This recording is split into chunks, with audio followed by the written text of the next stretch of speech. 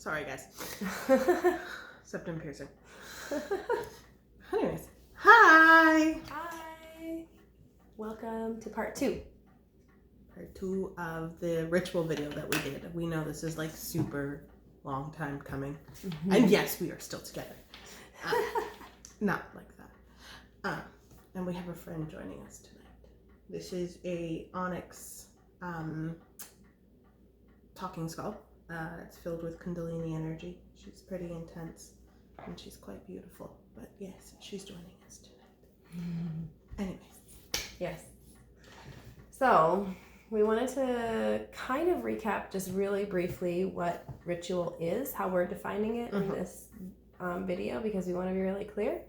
And also kind of talk about the role that ritual has and how we use ritual, how we view it, and then have some questions about ritual. Mm-hmm.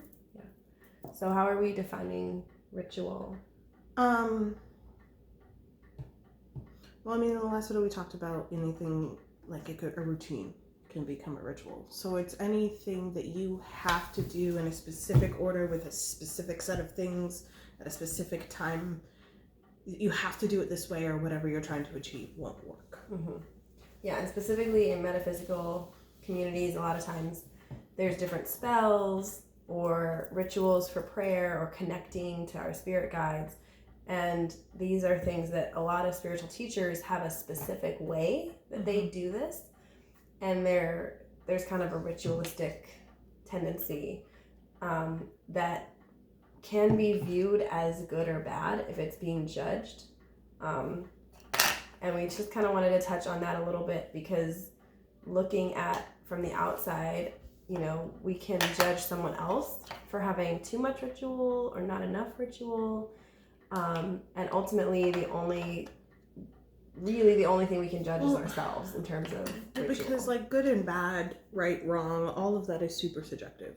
Because to me, piercing my septum is a good thing to do. But to somebody else, it could be the worst thing in the world. So you can't, like, unless everybody has the exact same definition of good and bad and right and wrong, you can't say something is one way or the other. It's really just different. And maybe one thing works for you and the other thing works for them. And you just you need to show respect to that. And so, the thing about ritual is you have to have, number one, you have to have discernment when engaging in ritual. Like, if ritual is holding you back from something, then maybe there's some questions you need to ask yourself about why. Sometimes it's for a valid reason, sometimes it's your own head. And the minute you try to use too much ritual or lack of ritual to put a judgment on somebody else or to put them in the bad category or even the good category, to be honest, it becomes a problem because now it's taking over boundaries in places that it has no place, it has no right to go. Because just because Rachel likes to, for example, Rachel drinks apple cider vinegar, I find it disgusting. But for me to be like, oh, you're crazy, that you're like a bad person because you drink apple cider vinegar every time she gets sick or if she feels a slight cold, but it makes her feel better and she gets healthy, then who am I to say that she's wrong? Just like if she tells me to drink it and I say no, she has no right to be upset with me or judge me for it. So yeah, and I think everybody has their own way of connecting to spirit. So, you know, some people call on their guides, some people pray to a specific god or goddess, you know, some people have to be in a certain position, you know, cross-legged, open arms. Some people just need to think about it and that's it. Like, they don't need any kind of thing. Some people want to be wearing specific crystals or whatever. And sometimes it depends on the situation and like what you're trying to do, because, you know, you can feel compelled to do a specific thing with a certain crystal or a certain position, like yoga position or whatever. And the thing is, like, it's all okay. And I think we just wanted to say that it's important not to get hung up on things, like, especially if you're a spiritual teacher and people are looking up to you, to not give the impression of like, it has to be like this. And if you don't do it like this, you're not going to be able to connect. You're not going to be able to. I think a beautiful example would be something like Reiki. Because there's a lot of ritual in Reiki. And the ritual of Reiki is it's beautiful. And when you're first learning it and learning how to connect, and you're still really figuring out what that energy feels like, how it flows through your body, how you deliver it, how you receive it, it can be overwhelming. So to have these step-by-step things to follow and do can be very, very helpful. To have the prayers, to invoke it, all of that. But some people will get to a point where they just kind of have to close their eyes, take a breath, and think about it, and it's there, and they're ready to go. Doesn't mean the Reiki is any less powerful because they didn't do an invocation prayer. No. Yeah. And so, just remembering that it's definitely helpful to teach your students about the rituals and the steps and the things that they can use, but also letting them know, like, hey, if you get to the point where you don't feel like the prayers are necessary for you anymore, or you don't feel like this thing is necessary for you anymore, that is okay. Doesn't mean you're going to do it wrong. It doesn't mean it's not going to work. You know? And a lot of times we hear the phrase, like, if it's no longer serving you. So I think that's kind of what we're talking about here. Like, if something's no longer serving you, then don't do it. Like, there's no requirement. There's no outside, like, authority holding you up to some kind of weird standard of, like, this is how it has to be done. So, you know, and this whole form versus freedom, that's kind of what we went into with part one. I think that's really important to remember that, like, there's a form in order so that we can kind of integrate something. And then once we have the form, then we can kind of play with it, get creative with it, be more free-flowing. Well, even like a musician. A musician learns to play an instrument.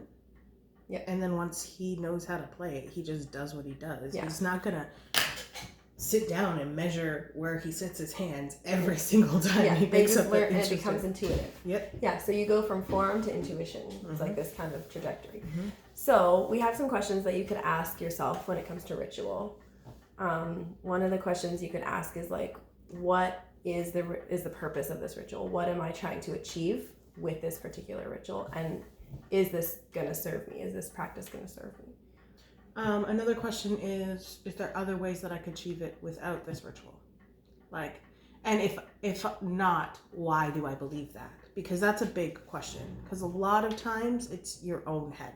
And that's a thing that I've dealt with for a very long time is I would cling to the rituals of things, but I didn't actually really need the ritual. I could have just done it myself. But I didn't believe that I could do it without the mala, or without the robe, or without the skull, or without the thing. So a good question to ask is, why do I believe that?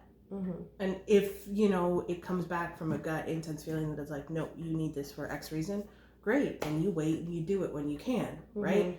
But a lot of the times I think the reasoning you get is because you're scared, or you don't think you can. And then if that's the case, then that's not a good reason not to do it. It's even more reason to try it without the ritual. Yeah, and I think it's also, sometimes spirit doesn't tell us why. Like, sometimes it's like, they're like, just trust, you need to just do it this way, and that's it. And then we just have to... But that's what I mean. Like, what I'm saying is, like, it's helpful to tune in with either if you have guides, or if you have a specific deity that you work with, or you're just listening to the flow of the universe. It's helpful to tune in. And if the answer is just because we're telling you to do it this way, and you know that this is an energy that you can trust, and you've trusted it, you know, then you listen. But my point is, it is valuable to ask why. Yeah, where is this coming from? So that you know, because sometimes you may get, because you're afraid, and there's no reason to be afraid, so we deliberately put you in this situation to, like, I've had that happen to me, where I'm like, no guys, you know I do it this way, and they're like, yeah, but you don't need to, you're wasting time doing it that way. So we put you in a situation where you couldn't do it that way, but you have to do it. Because you didn't have your specific crystal, you didn't have your specific candle. All right, fine, cool. And it worked better than when I did it with the ritual. So, and I mean, that's not always the case, right? But it's just being able to have that discernment, I think, is the biggest thing. It's just being able to be discerning. Absolutely. And listen to your intuition, your guts. Because gut answers are quick. Yeah. So a lot of times ritual is where it's a method for bringing spiritual realities into the physical reality. And there's so many ways that we can do that. It's just important not to get hung up on my way or that guru's way or that preacher's way or that metaphysical lady's way. You know, like. And the one thing I cannot emphasize enough, though, and I'm sorry, it just kind of made me think of this. I would say the one thing that I would make a ritual, no matter what you're doing, no matter what your practice is, no matter what you believe, what you think, the one thing that I would say you want to have as a ritual that you do at least weekly: cleanse yourself, cleanse your space, cleanse your home, cleanse your friends, your family, however that means for you. If that's smudging, if that's smoke clearing, if that's sound, if that's just imagining a white light, whatever it looks like for you, cleanse. Because when you're out in the world, you are picking up millions and millions and millions of different energies in these things. No matter how good your walls are, your barriers, your protection, something's going to come through. It's just product of this world. And so if you just let that stuff sit and you never clear it, it over time builds up. And it's the same as if you like never wash your car. And then there's like a layer of dirt this thick on it, and it's like cleanse. I myself try to make sure I smudge or incense at least once a day. Some days I miss, but even if at least you can do it once a week, that is one ritual that I would say everyone should have. Yep, very nice. Yeah, so leave comments, questions if you have any, suggestions for future videos. Thanks for watching and subscribing, and we'll see you next time. Yep.